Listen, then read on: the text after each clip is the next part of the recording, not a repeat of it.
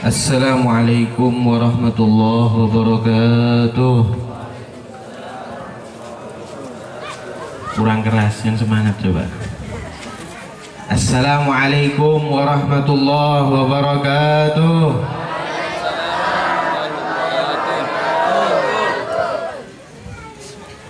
Nanggung. Innallaha yuhibbul witra. Allah senang sama yang ganjil. Kalau cuma 2 kali kan genap. 1 kali lagi yang semangat. Mudah-mudahan yang jawab salamnya ulun sehat walafiat, panjang umur, rezekinya lancar. Assalamualaikum warahmatullahi wabarakatuh.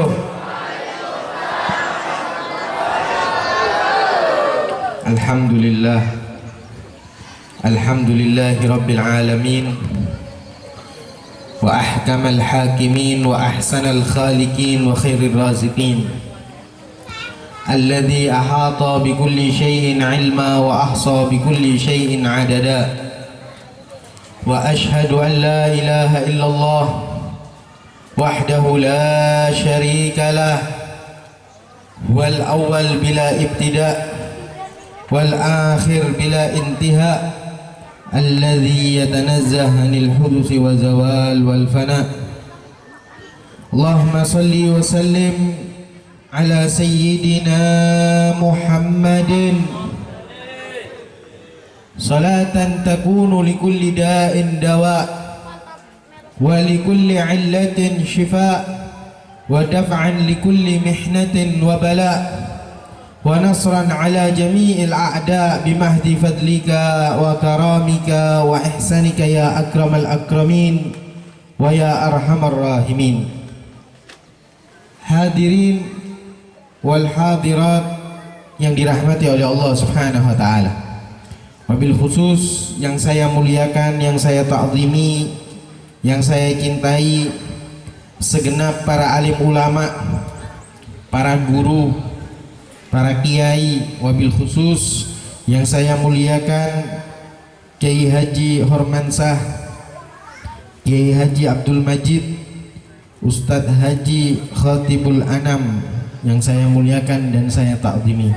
Dan yang khusus yang saya muliakan pengasuh dari Pondok Pesantren Miftahul Ulum, Kiai Haji Abdus Syakur. Mudah-mudahan kita doakan guru-guru kita, kiai-kiai kita, pengajar kita, asatid kita, mudah-mudahan diberi umur panjang oleh Allah Subhanahu wa taala, sehat walafiat, sehingga bisa senantiasa membimbing kita semua. Amin ya rabbal alamin. Dan kita pun yang hadir, mudah-mudahan diberikan kesehatan oleh Allah Subhanahu wa taala, panjang umur, sehat walafiat. Amin ya rabbal alamin. Yang mungkin di antara kita ada penyakit, punya sakit, apapun itu penyakitnya, mudah-mudahan berkah hadir memperingati Maulid Nabi Muhammad SAW, Allah angkat penyakit kita, Allah sehatkan badan kita. Amin ya rabbal. Yang mungkin di antara kita punya hutang, terlilit sama hutang, hadir Maulid, insya Allah bisa bayar hutang. Amin ya rabbal alamin. Yang belum dapat jodoh, mudah-mudahan berkah hadir Maulid, insya Allah dapat jodoh. Tapi kalau santri jangan dulu, belajar dulu. Kalau santri ini yang sudah lulus atau orang yang luar yang belum dapat jodoh, mudah-mudahan dapat jodoh. Kalau santri harus belajar dulu.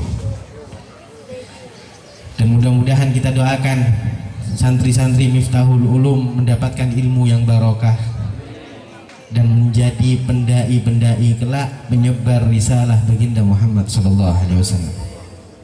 Amin ya rabbal alamin. Alhamdulillah, di pagi yang mulia ini kita bersyukur kepada Allah Subhanahu wa taala atas limpahan rahmat, taufik, hidayah serta inayah dari Allah Subhanahu wa taala, sehingga Allah kumpulkan kita di tempat yang mulia, yaitu pondok pesantren, tempat di mana di situ menimba ilmu, dan ilmu yang dipelajari tak lain adalah warisan Habibuna Muhammad sallallahu alaihi wasallam. Karena pada hakikatnya Nabi Muhammad sallallahu alaihi wasallam tidak mewariskan dinar maupun dirham. Bahkan para anbiya tidak mewariskan dinar maupun dirham, tapi warisan para anbiya adalah ilmu. Maka dari itu pernah suatu saat Abu Hurairah itu memerintahkan orang-orang yang ada di pasar. Abu Hurairah datang ke pasar, kemudian mengatakan sama orang-orang pasar, ya ahlas suq, orang-orang yang di pasar, pian tidak mau ngambil kah warisannya Nabi?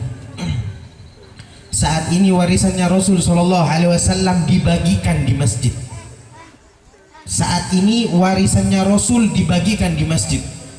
Orang-orang pasar, Pak, mendengar warisan pikirannya sudah pitis, duit, uang, langsung lari ke masjid semua.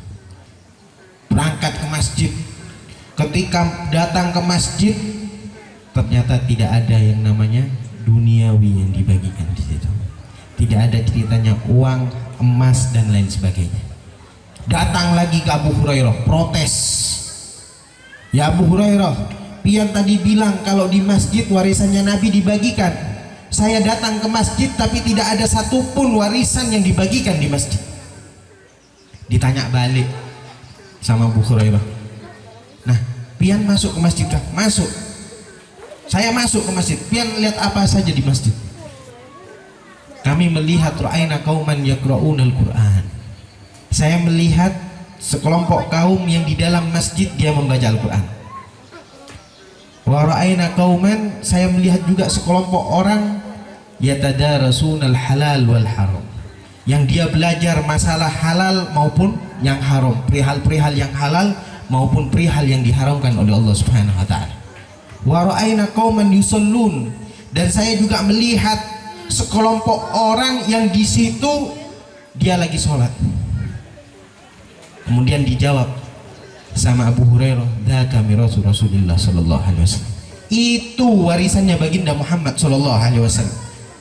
Innamal anbiya lam yuwarrith dinaran wala dirhaman walakin warrasul ilm. Karena hakikatnya para anbiya tidak mewariskan dinar maupun dirham, tapi yang diwariskan adalah ilmu. Jadi kita duduk di tempat di mana di situ adalah warisan baginda Muhammad sallallahu alaihi wasallam. Sampai dikatakan tidaklah orang ditakdir mendapatkan warisan melainkan orang tersebut adalah orang yang dekat dengan Nabi Muhammad sallallahu alaihi wasallam. Kita bisa pikir saja, orang yang dapat warisan itu kira-kira orang yang dekat atau yang jauh? Pasti yang dekat. Warisan kita pasti jatuh ke anak kita. Tidak mungkin warisan kita ini jatuh sama tetangga, apalagi yang jauh, tambah tidak. Tapi pasti jatuh kepada anak dekat dengan kita. Maka dari itu orang yang mendapatkan warisannya Nabi Muhammad SAW adalah orang yang dekat dengan Nabi Muhammad SAW. Dan saat ini kita juga berbahagia, kita gembira memperingati hari kelahiran Nabi Muhammad SAW. Nabi yang agung, Nabi yang mulia, yang kita berharap juga bukan hanya saja kita cinta sama Nabi Muhammad, senang dengan Nabi Muhammad, tapi baginda Rasul Shallallahu Alaihi Wasallam juga cinta kepada kita. Kita kumpul di sini bukti kalau kita cinta sama Nabi Muhammad. Betul atau tidak? Betul atau tidak? Karena cinta sama Nabi Muhammad. Tapi kita berharap bukan cuma kita yang cinta sama Rasul Shallallahu Alaihi Wasallam, tapi Nabi Muhammad juga cinta kepada kita. Dan caranya itu mudah, hadirin. Kita kalau ingin membuat Rasul Shallallahu Alaihi Wasallam itu senang, gembira dengan kita itu mudah.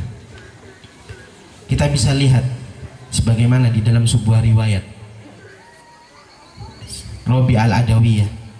Rabi al-Adawiyah ini seorang sahabat wanita yang dia sangat cinta sama Nabi Muhammad Shallallahu Alaihi Wasallam, amat cinta kepada Rasul Shallallahu Alaihi Wasallam. Bahkan beliau itu melakukan suatu perbuatan, kalau kita lihat secara pandangan mata, yang dilakukan sama Robi'ah ini sesuatu yang remeh, sesuatu yang mudah. tapi membuat Nabi Muhammad SAW amat bahagia. Apa itu yang dilakukan Robi'ah ketika Nabi Muhammad hendak mau sholat, hendak mau ibadah? Robi'ah menyiapkan yang namanya sandalnya Nabi Muhammad SAW. Robi'ah menyiapkan yang namanya siwaknya Rasul SAW dan peralatan semua untuk ibadahnya Nabi Muhammad. Disiapkan semuanya. Ketika melihat seperti itu, Nabi Muhammad bahagia, Rasulullah gembira, sampai Rasul SAW bilang sama Robi'ah al-Adawiyah, Robi'ah salni, Robi'ah minta sama aku, kamu mau apa? Kamu ingin apa? Salni, minta sama aku. Bayangkan, Rasulullah menawarkan kepada Robi'ah suatu permintaan yang Rasul yang nanti akan berdoa, yang Nabi Muhammad nanti yang akan meminta kepada Allah Subhanahu wa Ta'ala. Apa kira-kira jawabannya Robi'ah? Apa kira-kira permintaannya Robi'ah? Robi'ah ditawarin seperti itu, Pak. Salni, minta sama aku. Kamu mau doa apa? Robi'ah al-Adawiyah, beliau menjawab, murafaqatak ya Rasulullah.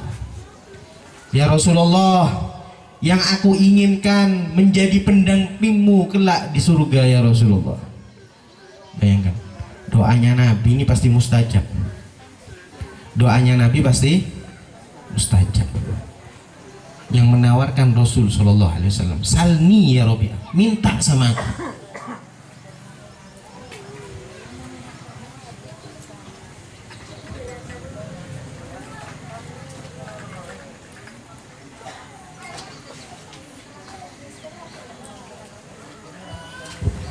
Sponsor dulu.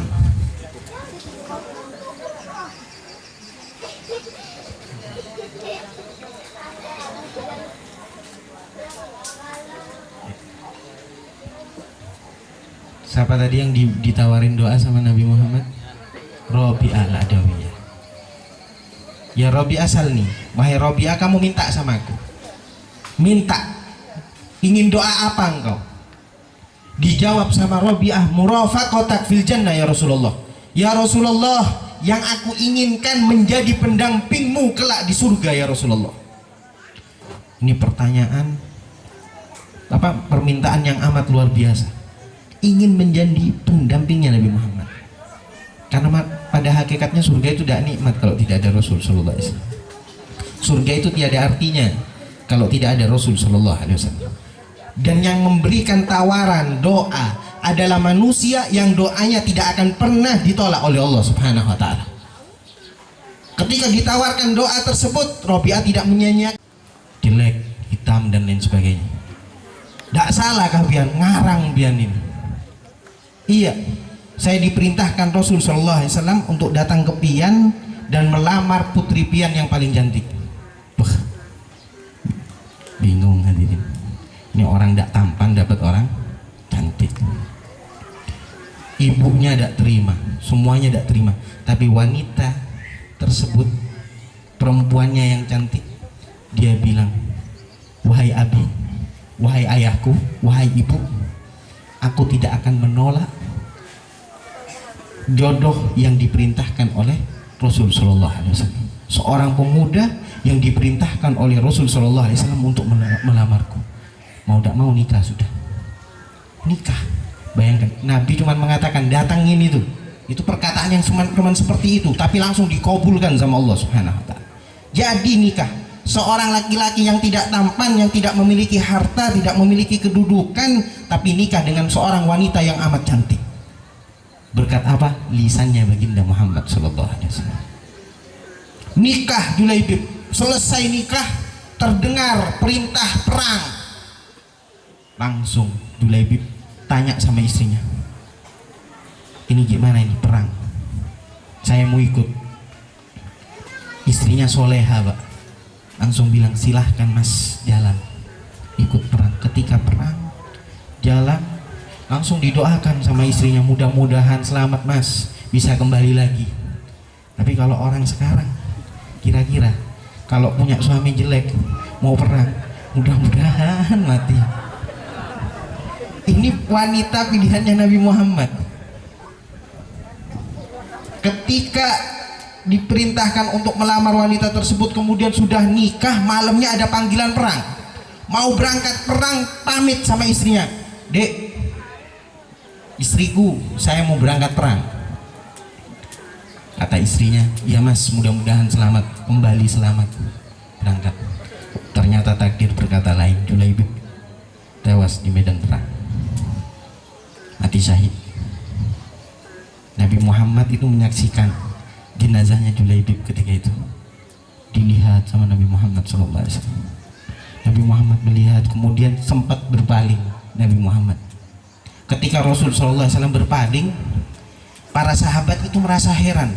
Nabi Muhammad melihat jenazahnya Julaibib, kok tiba-tiba berpaling. Ditanya sama para sahabat, "Ya Rasul, kenapa tadi engkau melihat Julaibib kemudian berpaling dari Julaibib?" Dijawab oleh Nabi Muhammad SAW, "Iya, tadi aku melihat Julaibib, dia disambut oleh para bidadari surga. Tapi aku berpaling karena ada yang tersingkap sedikit dari auratnya bidadari, maka aku berpaling." Artinya apa? Jadi rebutannya bidadari. Berkat siapa? Berkat baginda Muhammad SAW. Perkataannya Rasul SAW pasti diijabah oleh Allah Subhanahu Wa Taala. Robi'ah pun juga seperti itu. Robi'ah ketika ditawarkan oleh baginda Muhammad SAW, "Salni ya Robi'ah, minta wahai Robi'ah, apa yang kamu inginkan?" Padahal Robi'ah tidak melakukan perbuatan yang sulit, tidak melakukan pekerjaan yang sulit, cuman menyiapkan sandalnya Nabi Muhammad, cuma menyiapkan siwaknya Rasul SAW, perlengkapan wudhunya Nabi Muhammad SAW. Tapi bahagia, Rasulullah bahagia sampai menawarkan kepada Robi'ah, "Salni ya Robi'ah, kamu mau apa wahai Robi'ah?" Dijawab, "Murafaqatak fil jannah, aku cuma ingin menjadi pendampingmu wahai Nabi di surga, aku tidak mau yang lain." Minta yang lain, kata Nabi Muhammad, "Aku tidak ingin yang lain, aku hanya ingin menjadi pendampingmu wahai Rasul." Kemudian dijawab sama Nabi Muhammad, "Idzan a'inni ala dzalik bi kasratis sujud." Kata baginda Muhammad SAW, "Kalau begitu wahai Robi'ah, bantu aku dengan kamu banyak sujud." Artinya apa? Kita ini sekalipun minta surga terus sholatnya ditinggal, di neraka tetap. Karena pertama kali yang dihisab adalah sholat. Soalnya zaman sekarang juga aneh-aneh, Pak. Ada yang katanya ngaku makrifat tapi ditinggal itu sholat. Cuman ngaku saja makrifat. Sebenarnya orang kalau makrifat itu semakin takut sama Allah Subhanahu Wa Taala, semakin banyak sujud malah sama Allah Subhanahu Wa Taala. Bukan tambah bangga. Meninggalkan sholat itu bukan tambah bangga. Ada yang bilang, "Saya ini sudah makrifat, gak perlu lagi sholat." Aduh, ini bukan makrifat. Orang kalau makrifat itu semakin takut sama Allah Subhanahu Wa Taala, semakin banyak sholat, semakin banyak ibadah kepada Allah Subhanahu Wa Taala. Bayangkan, sudah didoakan sama Nabi Muhammad, dimintakan surga, tapi dikatakan sama Nabi Muhammad, "A'inni ala dzalik bi kasratis sujud." Bantu aku terhadap hal tersebut dengan memperbanyak sujud pada Allah Subhanahu. Dan yang perlu kita garis bawahi juga, bayangkan, dengan perbuatan yang ringan, tidak sulit, hanya menyiapkan sandalnya Nabi Muhammad SAW. Tapi Rasulullah bahagia, senang. Sekarang bagaimana? Tidak ada Nabi Muhammad, kita ingin membahagiakan Rasulullah SAW, itu bagaimana? Caranya kita lihat, perhatikan para pewaris Nabi Muhammad SAW. Kita lihat guru, kiai, habib, siapapun itu para pewaris Rasul SAW, kita khidmah kepada mereka. Mereka bahagia, fa insya Allah Rasul SAW juga bahagia. Rasulullah juga senang. Karena yang kita harap, kita bukan cuma cinta sama Nabi Muhammad, tapi kita juga ingin Rasulullah itu cinta. Dan mahabbah kepada Rasul SAW ini hadirin menjadi tolak ukur keimanan kita, menjadi tolak ukur keimanan kita. Siapa yang mengatakan? Baginda Muhammad SAW. Rasulullah mengatakan, "La yu'minu ahadukum hatta akuna ahabba ilaih min walidihi wa waladihi wan nasi ajma'in." Kata baginda Muhammad SAW, tidak sempurna iman salah satu di antara kalian sampai menjadikan diriku lebih dicintainya melebihi kecintaan terhadap anaknya, melebihi kecintaan terhadap orang tuanya, melebihi kecintaan terhadap seluruh manusia, baru dikatakan orang tersebut imannya sempurna. Sekarang datang pertanyaan, apa mungkin seseorang itu bisa mencintai orang lain melebihi kecintaan terhadap orang tuanya, melebihi kecintaan terhadap anaknya? Mungkin. Kita semua punya orang tua, kita punya orang tua semuanya. Bayangkan, orang tua kita itu kadang rela lapar asal anaknya kenyang. Itu bukti bahwasanya ada orang yang lebih cinta kepada orang lain. Dan para sahabat Nabi Muhammad SAW juga begitu, amat cinta sama Rasul SAW, sampai rela mati demi baginda Muhammad SAW. Bahkan dalam sebuah riwayat, Uqbah bin Abi Mu'id, ada seseorang yang bernama Uqbah bin Abi Mu'id. Uqbah bin Abi Mu'id ini hadirin, ketika Rasul SAW lagi sholat, lagi ibadah, datang Uqbah bin Abi Mu'id membawa selendang, kemudian selendang tersebut diikatkan di leher baginda Muhammad SAW, dicekik Rasul SAW. Fakhanakahu khankan syadid, Rasulullah dicekik dengan cekikan yang amat parah. Sayyidina Abu Bakar datang. Sayyidina Abu Bakar datang tidak terima. Kenapa? Karena Rasul SAW dicekik. Kemudian dikatakan sama Sayyidina Abu Bakar, ya Uqbah, ataqtulu rajulan ayyakula rabbi Allah. Uqbah, kamu mau membunuh seseorang yang tidak menyakiti keluargamu, seseorang yang tidak menyakiti kamu. Kamu mau membunuh seseorang yang hanya mengatakan rabbi Allah, Tuhanku adalah Allah. Uqbah dikatakan seperti itu bukan diam hadirin. Uqbah malah mendorong Sayyidina Abu Bakar As-Siddiq. Sayyidina Abu Bakar As-Siddiq terjatuh, terkapar di bawah. Kemudian Uqbah mengambil sandalnya. Sandalnya ada paku, sandal kayu yang ada pakunya. Diambil sandal tersebut, dipukulkan ke wajahnya Sayyidina Abu Bakar As-Siddiq berkali-kali sampai berdarah, sampai pingsan. Sayyidina Abu Bakar sampai pingsan. Kemudian sahabat yang lain menggendong Sayyidina Abu Bakar, digendong itu Sayyidina Abu Bakar, dibawa ke rumahnya, disangka mati sudah. Sayyidina Abu Bakar disangka meninggal dunia, dibawa ke rumahnya. Ketika di rumah dirawat sama ibunya, Sayyidina Abu Bakar sadar. Yang pertama kali ditanya, yang pertama kali keluar dari lisan Sayyidina Abu Bakar, ma fa'ala bi Rasulillah. Apa yang dilakukan orang-orang kafir kepada Nabi Muhammad SAW?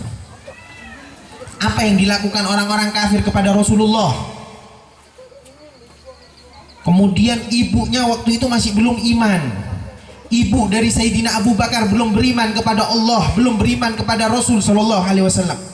Ibunya mengatakan, da'anka Rasulullah, tinggalkan itu Rasulullah, tinggalkan itu Muhammad, karena sebab Muhammad kamu terluka, karena sebab Muhammad kamu celaka.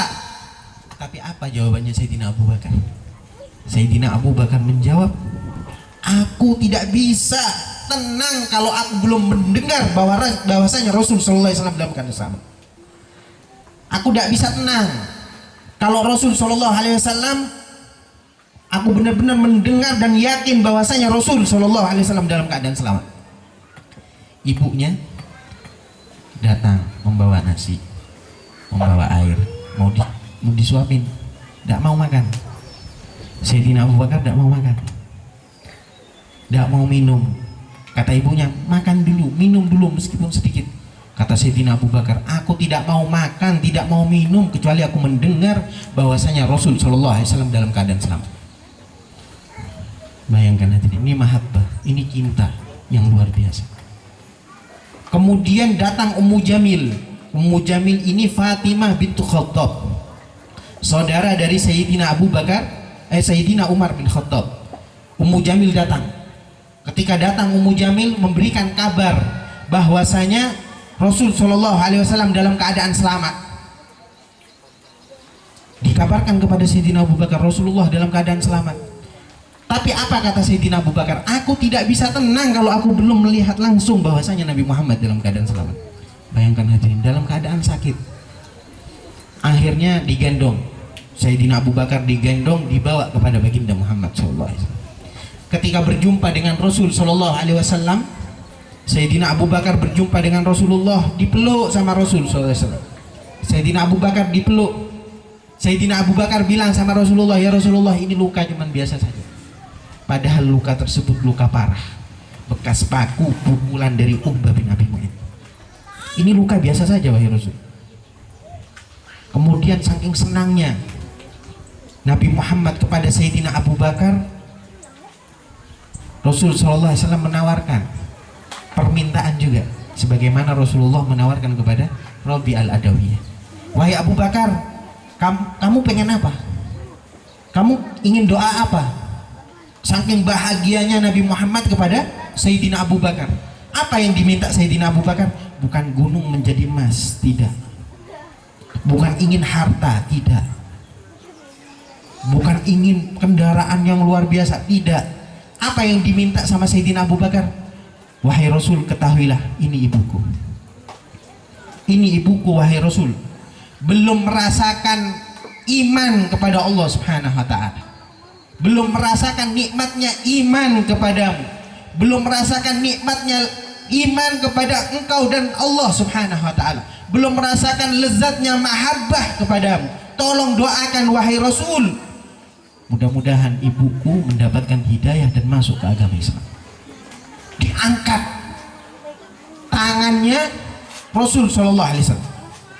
Rasulullah mengangkat tangan mendoakan ibu dari Sayyidina Abu Bakar agar masuk ke agama Islam.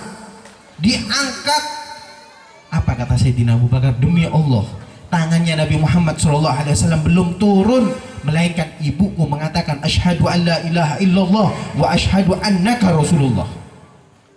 Aku bersaksi tiada Tuhan selain Allah, dan aku bersaksi bahwa engkau adalah utusan Allah Subhanahu wa Ta'ala. Bayangkan doanya Nabi Muhammad ini. Diangkat tangannya masih belum turun sudah kabul. Maka dari itu kita pun juga jangan menyanyiakan doanya para pewaris Nabi Muhammad SAW. Apalagi sampai ditawarkan, minta yang bagus-bagus, jangan minta perihal duniawi. Perihal duniawi ini kalau kita mati tidak mungkin dibawa, sudah hilang itu. Kita minta perkara yang selamat di akhirat, gitu aja. Itu permintaan yang luar biasa. Minta ingin kumpul sama Nabi, bisa mandang Nabi, ini permintaan yang luar biasa. Karena memang orang yang celaka adalah orang yang tidak akan bisa melihat Rasulullah SAW. Sayyidatuna Aisyah itu ketika beliau menjahit baju dari baginda Muhammad SAW, pernah suatu saat beliau menjahit, kemudian jarumnya jatuh. Dahulu itu gelap hadirin, tidak ada listrik, gelap. Sayyidah Aisyah menjahit pakaian Nabi Muhammad SAW, jarumnya jatuh, gelap, mau mencari tidak ketemu. Kemudian datang Nabi Muhammad SAW, terang. Kemudian Sayyidah Aisyah langsung mengatakan kepada Rasul SAW, ma'adwa wajhak ya Rasulullah, alangkah terangnya wajahmu wahai Rasul. Dijawab sama baginda Muhammad SAW, wailun liman lam yarani yaumal qiyamah. Kata baginda Muhammad SAW, celaka, sungguh celaka wahai Aisyah, seseorang yang nanti tidak akan melihat wajahku. Sayyidah Aisyah tanya kepada Nabi Muhammad, siapa wahai Rasul orang yang tidak bisa melihat engkau nanti di hari kiamat? Nabi Muhammad SAW mengatakan, man dzukirtu indahu falam yusalli alayya. Seseorang yang ketika disebut namaku dia enggan untuk bersolawat kepadaku. Allahumma shalli Muhammad. Orang yang enggan untuk bersolawat kepada baginda Muhammad SAW. Kemudian maka dari itu ulama mengatakan bahwasanya orang nanti yang tidak bisa melihat Nabi Muhammad itu ada dua. Ada sebagian ulama mengatakan orang yang males solawat sama Nabi Muhammad, yang enggan apalagi tidak mau sama sekali. Yang kedua adalah orang yang ketika di dunia matanya sering digunakan untuk maksiat dan dia tidak tobat dari maksiat tersebut. Nah, kita akui sekarang, kita semuanya pasti maksiat mata itu pasti sudah. Apalagi zaman sekarang, maaf HP ini Pak, HP ini mudah untuk maksiat, itu mudah.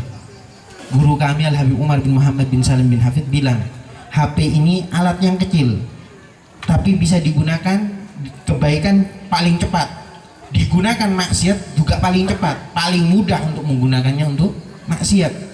Untuk taat ibadah paling cepat juga, mengambil pahala, menjadikan pahala, buah pahala paling cepat. Tapi dosa pun juga paling cepat, tergantung orangnya yang memakai. Maka dari itu orang ini maksiat mata, orang yang seperti itu yang tidak bisa melihat baginda Muhammad SAW. Kita kalau tobat dari maksiat mata ini, tobat, minta ampun, hapus situs-situs dan lain sebagainya yang ada di HP kita ini, atau foto-foto yang mungkin di situ mengundang murka Allah Subhanahu wa taala. Kita hapus, rugi Pak, daripada kita tidak bisa melihat Nabi Muhammad SAW. Apa untungnya kita? Sedangkan kita rugi, kita tidak bisa melihat Rasulullah SAW. Perlu kita ini hapus, tobat dari maksiat mata. Karena orang yang hobinya melihat hal-hal yang haram, naudzubillah min dzalik, orang yang seperti itu yang diharamkan untuk melihat baginda Muhammad SAW. Begitu pula yang perempuan, yang wanita, tutup auratnya. Perempuan itu mulia bukan karena dengan membuka aurat, tidak.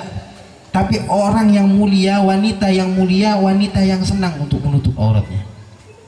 Itu perempuan. Perempuan yang sangat berharga adalah perempuan yang menutup aurat, bukan perempuan yang buka aurat.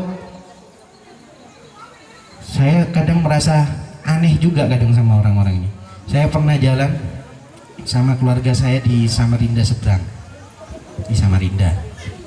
Insya Allah di sini sama aja mungkin ya. Di Samarinda seberang saya jalan sama istri. Saya jalan naik mobil. Istri saya kaget melihat ada seorang wanita pakai kaos pendek, pakai celana pendek, tapi pakai jilbab.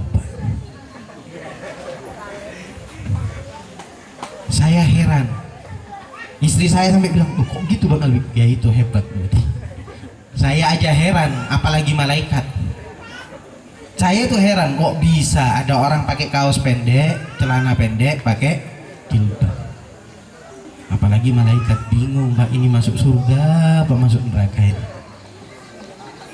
Maka dari itu tutup aurat. Karena seseorang mulia, ditutup auratnya. Jangan kasih kesempatan para pria itu melihat, memandang aurat keluarga kita, istri kita dan lain sebagainya. Ditutup aurat. Ibarat HP itu kalau mahal pasti dikasih penutup yang bagus. Sama juga pakaian, baju yang paling mahal kalau kita masuk ke mall atau kita masuk ke toko, pasti yang ditaruh di tempat yang khusus, yang ditutup dengan kaca dan lain sebagainya adalah pakaian yang paling mahal. Sama juga wanita yang paling mahal, wanita yang menutup auratnya, bukan yang mengumbar auratnya. Kita pun sebagai pria ya jaga pandangan kita, jangan sampai melihat, berusaha. Intinya jangan dinikmati, ya itu yang repot. Kadang ngelihat kalau tidak sengaja kan tidak dosa Pak, tapi kalau lihat dinikmati, ini yang dosa.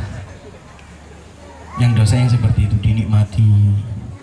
Nabi Muhammad itu pernah, beliau mewanti-wanti masalah maksiat mata. Rasulullah mewanti-wanti maksiat mata. Kemudian ada salah satu sahabat, setelah mendengar ceramahnya Rasulullah SAW, nasihatnya Nabi Muhammad tentang maksiat mata, seseorang tersebut dia pulang ke rumahnya. Bayangkan, pulang ke rumahnya tidak sengaja melihat aurat tetangganya, tidak sengaja. Dia merasa menyesal. Saking merasa menyesalnya sampai dia malu mau hadir ke majelisnya Nabi Muhammad SAW. Kenapa? Karena matanya maksiat, malu sampai berhari-hari. Rasul Shallallahu Alaihi Wasallam itu kemudian tanya sama sahabat yang lain, mana Fulan bin Fulan? Kok saya lama tidak kelihatan? Kata sahabat, dia ada di rumahnya wahai Rasul. Datangin dia, tanyakan kenapa kau tidak datang ke majelis.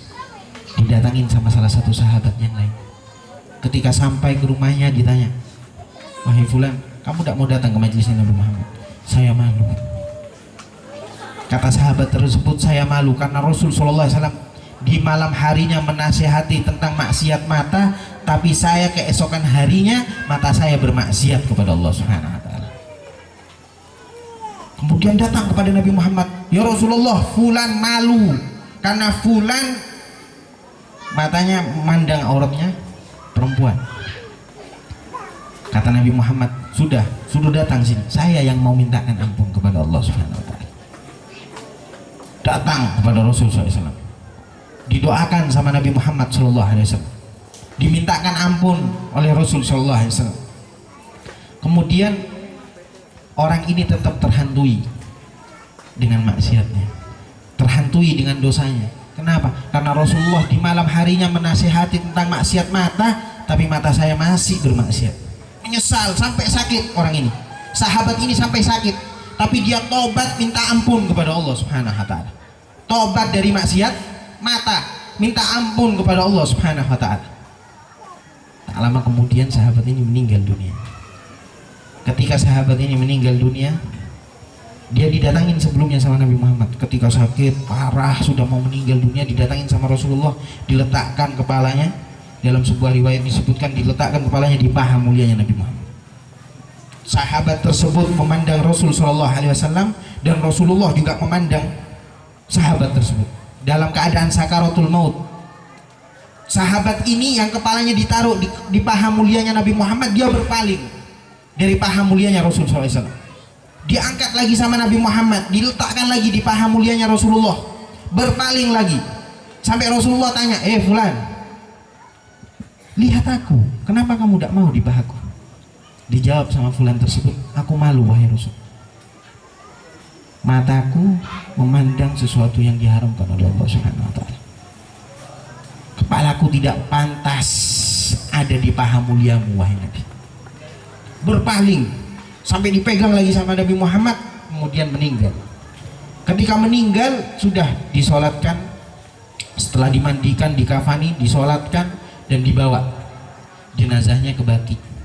Ketika dibawa ke Baqi, jenazahnya mau dikuburkan, semua para sahabat ikut. Rasulullah juga ikut mengantarkan jenazah tersebut. Bedanya, para sahabat jalan biasa seperti biasa, tapi Nabi Muhammad jalan dengan jinjit, dengan pakai ujungnya kaki itu, jinjit. Para sahabat heran, tanya sama Nabi Muhammad, ya Rasulullah, lima tamshi bi atrafi qadamik ya Rasulullah. Wahai Rasul, kenapa kamu jalan dengan ujungnya kaki? Apa kata Nabi Muhammad? Kamu tidak melihat apa yang aku lihat, kamu tidak merasakan apa yang aku rasakan. Heran sahabat, tanya lagi sama Nabi Muhammad, apa yang kau rasakan wahai Rasul? Apa yang kau lihat wahai Nabi? Dijawab sama Nabi Muhammad, aku melihat para malaikat semuanya turun, diperintahkan oleh Allah Subhanahu Wa Taala untuk mengantarkan jenazah tersebut ke Baqi. Bayangkan, orang yang tobat dari maksiat mata. Maka dari itu kita tobat dari semuanya, sudah bukan cuma maksiat mata, kita banyak maksiat. Kita tobat dan kita berharap kelak bisa memandang Nabi Muhammad SAW, bisa mandang Rasul SAW, karena hakikatnya kenikmatan di surga yang paling nikmat adalah memandang zatnya Allah Subhanahu Wa Taala, kemudian memandang Rasul SAW. Dikatakan bahwasanya di dalam Al-Quran itu, lilladzina ahsanul husna wa ziyadah. Husna wa ziyadah. Husna adalah surga. Orang yang melakukan amal kebaikan ketika di dunia, dia akan mendapatkan surganya Allah Subhanahu Wa Taala. Wa ziyadah. Ziyadah di situ apa sih? Memandang zatnya Allah Subhanahu Wa Taala. Nah, orang tidak bisa memandang zatnya Allah Subhanahu Wa Taala terkecuali dia diawali melihat baginda Muhammad sallallahu alaihi wasallam. Kalau sudah orang terharamkan melihat Nabi Muhammad, tidak bisa berjumpa sama Nabi Muhammad, maka berjumpa dengan zatnya Allah juga tidak akan bisa. Oleh karena itu, dua hal tersebut, perbanyak sholawat kepada baginda Muhammad SAW, dan kita jaga pandangan kita jangan sampai memandang yang diharamkan oleh Allah Subhanahu wa taala. Fa insyaallah kita dapat taufik, dapat hidayah, dan mudah-mudahan perkumpulan yang seperti ini perkumpulan yang amat berkah untuk kita semua, untuk keluarga kita, dan mudah-mudahan tidak keluar dari tempat yang mulia ini melainkan semua dosa-dosa kita diampuni oleh Allah Subhanahu wa taala. Hajat-hajat kita dikabulkan oleh Allah Subhanahu wa taala. Hajat dunia, hajat akhirat dikabulkan oleh Allah Subhanahu wa taala, dan mudah-mudahan keberkahan dari majlis yang mulia ini, orang tua kita yang telah meninggal dunia mudah-mudahan senantiasa mendapatkan rahmat dari Allah Subhanahu wa taala. Mudah-mudahan senantiasa mendapatkan ampunan dari Allah Subhanahu wa taala. Mudah-mudahan keberkahan dari majlis yang mulia ini, orang tua kita yang telah wafat, kuburan mereka dijadikan raudhah min riyadil jannah, taman dari taman surganya Allah Subhanahu wa taala. Mudah-mudahan berkah dari hadir majlis ini, mudah-mudahan kuburan mereka dituruni rahmat oleh Allah Subhanahu wa taala, dihujani rahmat oleh Allah Subhanahu wa taala, dan orang tua kita yang masih hidup mudah-mudahan diberi umur panjang oleh Allah Subhanahu wa taala, disehatkan oleh Allah Subhanahu wa taala, dan kita pun sebagai anaknya dijadikan anak yang soleh soleha yang bisa berbakti kepada kedua orang tua kita. Allahumma ij'al jam'ana hadha jam'an marhuma wa tafarruqana min ba'di tafarruqan ma'suma wa la taj'al fina wa la ma'ana syaqiyan wa la mahruma ya rabbi bil mustafa balligh maqasidana ya rabbi bil mustafa balligh maqasidana waghfir lana ma madha ya wasi'al karami wa sallallahu ala sayyidina Muhammad walhamdulillahi rabbil alamin. Minta maaf sebanyak-banyaknya. Assalamualaikum warahmatullahi wabarakatuh.